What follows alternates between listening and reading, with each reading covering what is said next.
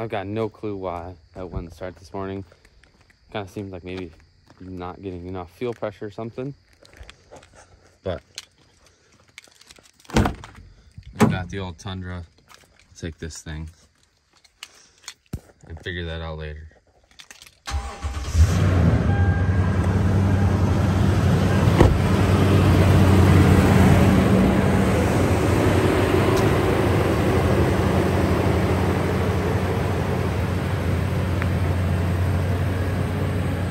Really solid chest and back day. Now I gotta get ready and figure out what's up with this guy. Drove it yesterday, so I don't really know what's going on with it, but I've got a fuel pressure sensor on it. I can see if it's got fuel pressure, so I'm hoping that's kind of the problem, and maybe just a pump. I kind of thought there was low fuel pressure, a little low than it should be, so maybe the pump just finally gave out. I'm not really sure, but we'll find out. All right, it's time to try and figure this guy out.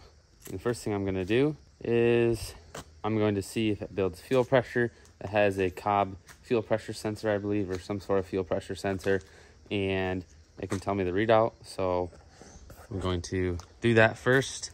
I kind of feel like it's a fuel pressure related issue, but we will find out here in a second. Just for the heck of it first, let's see if it will start up, but I don't think it will. Okay, now it started up for some reason.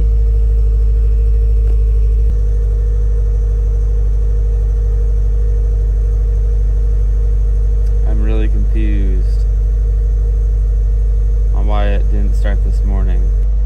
I would almost rather have it not start again, because now I don't know what the problem is. I don't know why I'm not getting a fuel pressure reading. Kind of baffled now. Not really sure what's going on.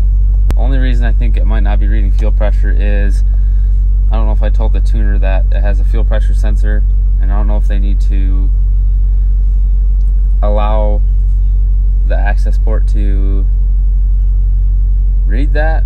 I don't really know how it works, but let me switch to the old map because I think the fuel pressure sensor worked on that map, and go from there. I don't know why it didn't start this morning.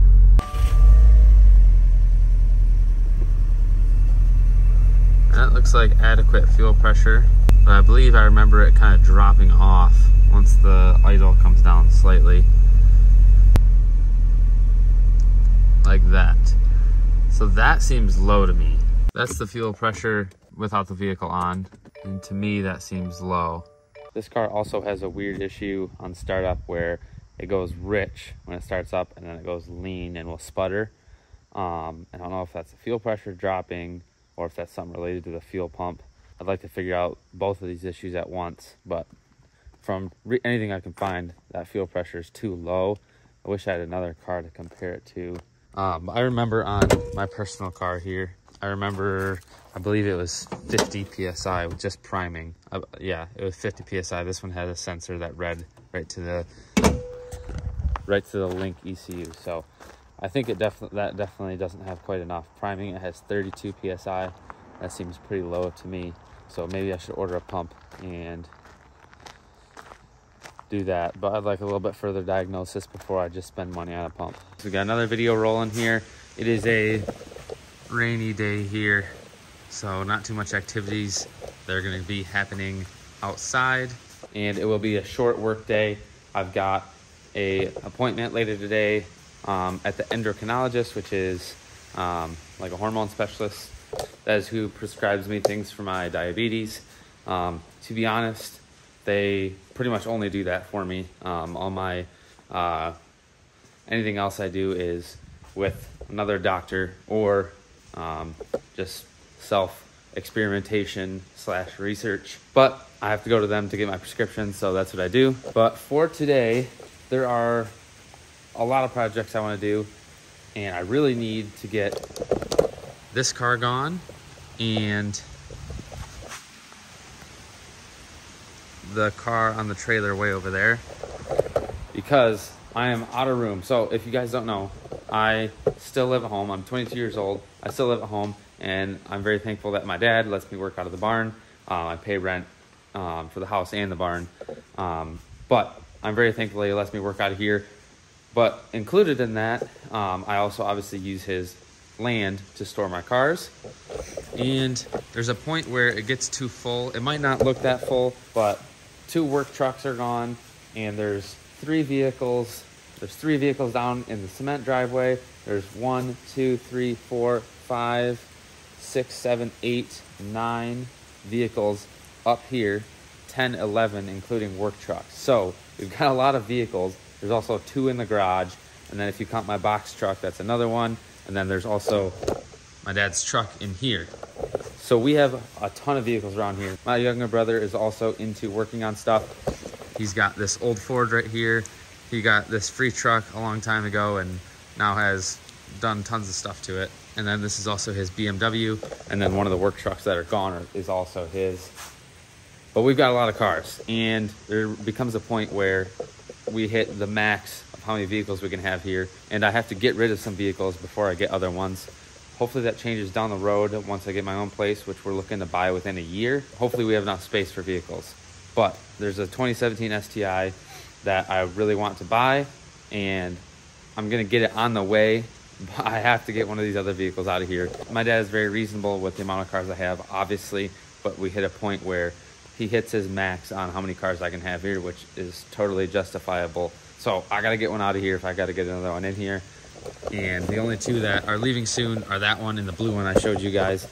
So I really want to get those gone, but there's not much else I can do besides just sell them. I have somebody lined up for this one. I'm waiting on that person, and I have the blue one listed for sale. But today I might pull in the black Outback, which is one of the vehicles I do not want to work on because I can't figure it out. We gotta start working on vehicles and getting them out of here. And it's raining, so there's not a ton to do out here. And I don't want to pull the motor on any other vehicles right now because I already have a motor back here on one of my engine stands. So I want to get that black Outback going. It runs good, but I can't figure out the check engine light. So I haven't done too many videos on this one, but I'm going to try and get this thing fixed. I'm going to explain what's going on with it, but I guess let's get that in here. I'm going to eat here pretty soon, but let's get the black Outback in here and see if we can figure anything out with it. Honestly, I don't say this in any kind of boasting way, but I don't usually get stumped on vehicles very often, and this one is stumping me like crazy. I cannot figure it out. So I'll explain that to you guys once I get it in here. Also, let me know in the comments. I enjoy just talking like this, but it's probably boring for you guys. So again, if you guys are watching my videos, I appreciate it. Videos get between 200 and 1,000 views, so not a ton, but if you guys are watching this and you're listening to this, comment down below if you like the talking, you want less talking, you want more talking, and I can do that with at the gym. That's a little bit out of my comfort zone, but you know, we can get there. So I can do it at the gym, I can do it with working on cars, I can do it with my diabetes stuff. So let me know what you guys think in the comments, because ultimately what you guys enjoy more, I'd like to do more of. So let me know. After this black Outback, I gotta get this. Looks kind of silver from right here, but it is green. It's a light green. I gotta get this one on the road because this is my daily my new daily that I'll be having. I'll be selling my 19 STI, but hopefully getting that 17 STI also. So this Outback, I bought this Outback with a blown motor, put a motor in it. It runs totally fine until this check engine light pops on, and it's for I can't remember what code it is. I think it's P0018, I believe. And it's something to do with the variable cam timing. And it makes it sluggish, and that's pretty much it. But it's either, basically, there's multiple things it could be. It could be the physical timing, but this motor had 80,000 miles on it, and it runs perfectly fine until the check engine light comes on. If it was an actual issue, more than likely it would, if it was an actual timing issue, more than likely it would not run good all the time. I had a car that I put together and I had it one tooth off timing wise, and it didn't run well, and the check engine light came on instantly every time. This one takes 2 drive cycles. So I don't think it's the physical timing. There's a little oil control valve on the front, and I don't think it's that. because I replaced it and tested it. Other than that, there's not a ton it could be except the ECU, which that's the only thing I haven't done yet. I need to figure out somehow, some way to properly test if the ECU is the problem. And that, I don't know if that's just gonna take some research or what, but I don't know, you can't really hear the car, but it idles perfectly fine. Obviously we have the check engine light. There's also a check engine light for the catalytic converter, which I haven't even dealt with yet. Catalytic converter or O2 sensor, which I haven't dealt with yet because I haven't dealt with it because I've been trying to figure out the actual timing issue. Or I've been trying to figure out this other code. So it's really frustrating because this was meant to be a car I could just fix and sell. I was gonna maybe keep it as a daily driver, but then I found that 08 or 09 or whatever it is, and I like those actually better than these newer ones. So yeah, I wish this would have been an easy one like they usually are, but it hasn't been. But I'll explain a little bit more why it could be the ECU, and then we're gonna go from there. And I want to get this thing fixed, so, but I've been putting it off and putting it off because I'm very frustrated and stumped on it. So the code is for this actuator right here. I've replaced it. It's for that. It's for the intake side, driver side. So that one right there, I've replaced that. I've checked continuity of the wiring.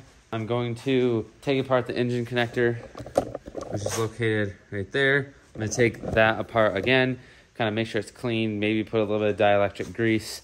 I don't know, I've unplugged it before. I don't know what's going on. I need to double check because it's been a while since I've worked on it, but I want to check continuity from the solenoid to the engine harness and from the engine harness to the ECU. And if that's good, as I expected, code is back. So here's the code. If you guys have any ideas, let me know. The saved values are right here. So 23.5 and 26.5. And I was told by somebody, if they're more than 10% off from each other, that's the problem, and you can't reset them unless you have a special scanner, and I have not been able to with this one. I don't know if that's the problem. I'm gonna do some more research and see if we can figure the stupid car out, because I am sick of dealing with it, and I would like to sell it. So once we get it fixed, then we can sell it and move on to some other more exciting cars. I just talked to the person that is looking at buying this black WRX here, and I believe this is leaving Sunday, which will be nice, so we can get our 17 STI here, hopefully. And then I'm hoping this blue shell way over there sells. I need that one to go. And then we're down to a few projects, thankfully. Unfortunately, all of the other ones, I don't know what I want to do with mine yet. This one needs a motor. That Outback needs a motor. So they're bigger projects, and this dang Outback. I'm reading right now some stuff to see what's going on, and I will let you guys know. I've got somebody I know at Subaru, and I'm going to talk to them on cost of an ECU replacement, or if I can have him look it over or something. I'm normally not at a loss like this. Like I said in the last video, not in any kind of boastful way. I just don't normally struggle with trying to figure something out this much to the point of I can't figure it out, and that makes me think it's the ECU. And there's a way to reset it, but my scan tools won't do it. So I'm gonna see if I can get somebody else's help, or see if they have any further suggestions. And yeah, that might be it for content for this one, just because I'm at a total loss. Like I said, if you guys have any input, let me know. It would help me out a bunch. I'm probably gonna pull this one out and start working on some other stuff. If you would like the video, share it, comment, and if you're new, subscribe. It would be greatly appreciated. And I hope to see you guys in the next one.